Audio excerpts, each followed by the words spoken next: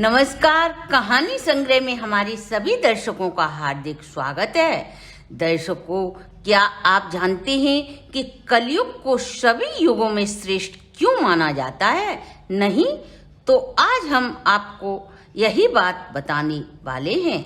दर्शकों, जैसा कि हम सभी जानते हैं, पुराणों में समय के कालखंड को 4 भागों में विभाजित किया गया है: सतयुग, त्रेता युग, द्वापर और कलयुग।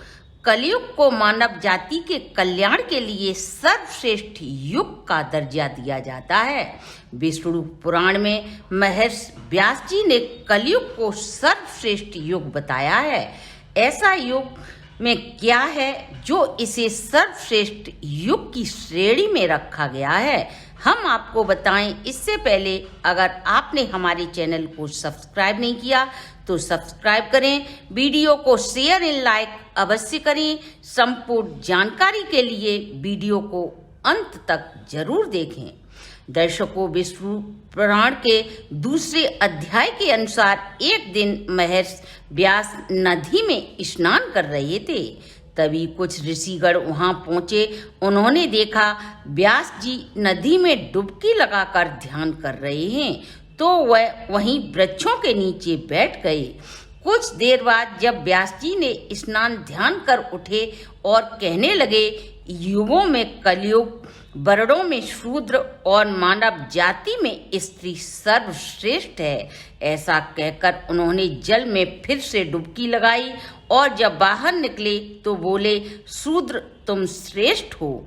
यह कहकर मुनि फिर जल में डुबकी लगाते हैं और पुनः बोले, स्त्रियां ही साधु हैं और इस युग में स्त्रियों के समान कोई अन्य नहीं। देवी तुम धन्य हो। गंगा तट पर बैठे ऋषियों ने यह सुना तो उन्हें घोर आश्चर्य हुआ और बोले, हमने तो सुना था युगों में कलयुग सबसे श्रापित युग है और मनुष्यों में ब्राह्मण सबसे श्रेष्ठ है, तो गुरुजी ने ऐसा क्यों कहा? इस पर एक ऋषि बोले, इसका जवाब तो व्यास जी ही दे सकते हैं। जब स्नान ध्यान कर व्यास जी गंगा से निकलकर आए तो उन्होंने ऋषियों से पूछा, आप लोग कैसे पधारे? तब मुनियों ने व्यास जी से कहा, हम आपके पास कुछ संदेह लेकर आए थे। खैर, अब उसकी बात तो हम यहीं खत्म करते हैं। हे देव, आप हमें यह बताएं कि कलयुग ही श्रेष्ठ है, स्त्रियां ही साधु हैं और शूद्र ही श्रेष्ठ है, इसका क्या कारण है? आप जैसे ऋषि इस बात को यूं ही नहीं कह सकते। हम इस रहस्य के विषय में जानने के इच्छुक हैं। तब व्यास जी बोले, मैंने बार बार साधु कहा, इसका कारण सुनो। फिर व्यास जी ने बताया, जो फल सतयुग में 10 वर्ष तपस्या, ब्रह्मचर्य तथा तप आदि करने से मिलता है, वही फल त्रेता युग में 1 वर्ष में और द्वापर में 1 मास में तथा कलयुग में केवल 1 दिन और 1 रात में प्राप्त होता है। त्रेता में यज्ञ, द्वापर में देवार्चन से जो प्राप्त होता है, वही फल कलयुग में भगवान कृष्ण के कीर्तन आदि से प्राप्त हो जाता है। कलयुग में थोड़े से ही परिश्रम से मनुष्य को महारथ की प्राप्ति हो जाती है। इसलिए मैं कलयुग को सभी युगों में श्रेष्ठ मानता हूँ। हे मुनियों, अब मैंने जो कहा कि कलयुग में शूद्र श्रेष्ठ है, वह मैं बताता हूँ। ब्राह्मणों को ब्रह्मचर्य का पालन करते हुए वेद अध्ययन करना पड़ता है और धनोपार्जन कर विधि पूर्वक यज्ञ करने पड़ते हैं।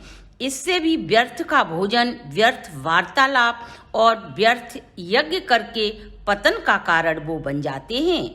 इसलिए ब्राह्मणों का सदा संयमी रहना कितना कठिन है, उतना ही आवश्यक भी।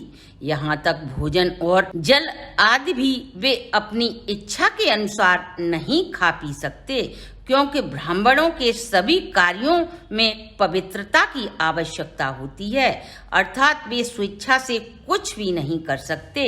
इसके विपरीत शूद्र ध्वजों की सेवा मात्र से ही वही फल प्राप्त कर लेता है। इसलिए अन्य जातियों की अपेक्षा केवल सेवा भाव से ही वो फल प्राप्त कर लेता है जो ब्राह्मणों को अनेकों यज्ञ से भी प्राप्त नहीं होते।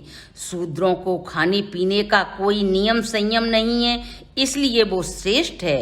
अब मैंने स्त्रियों को क्यों श्रेष्ठ कहा ये मैं आप लोगों को समझाता हूँ। पुरुषों को तो अपने धन प्राप्ति कर धन से यश, सुपात्रों को दान और विधि पूर्वक यज्ञ करने चाहिए। जैसे आप सभी जानते हैं कि द्रव्य के उपार्जन और रक्षण में घोर कष्ट उठाने पड़ते हैं, और यदि पुरुषों का धन अनुचित कार्यों में खर्च हो जाए तो उसे घोर कष्ट भोगने पड़ते हैं।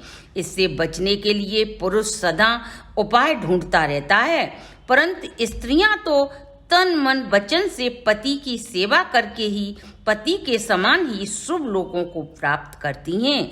इसलिए वो उत्तम नहीं तो और क्या है। इसलिए मैंने तीसरी बार ये कहा था कि स्त्रियां साधु हैं।